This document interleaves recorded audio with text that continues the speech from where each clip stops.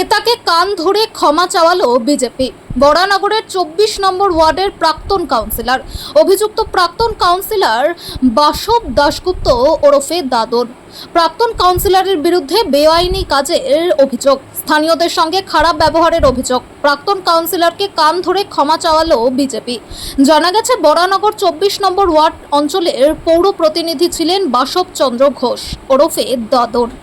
2015 থেকে 2022 সাল অবধি তিনি এই পদে ছিলেন। এমনকি কাঞ্চন দে নামে এক ব্যক্তির বিরুদ্ধে টাকা তোলার অভিযোগ উঠছে।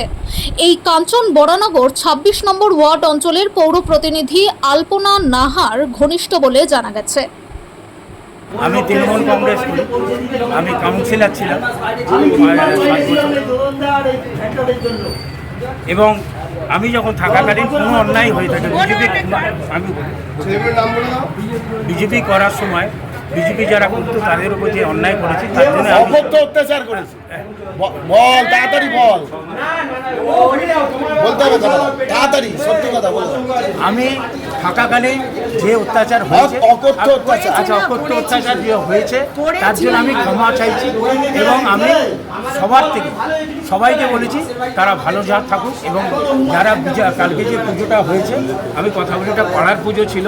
আপনারা যে ভ্রান্ত ধারণা আমাকে বললো যে এ পড়াবার জন্যে, এটা একটা পাড়ার পুজো। অধিবাসী কেন্দ্রের এখনও লেখা আছে, সেখানে সজলদা এসেছিলেন। না, সভাপতি আমি ছিলাম। তুই বরাবর করিস না, ওটা নারাদার পুজো ছিল। ঠিক আছে, ঠিক আছে,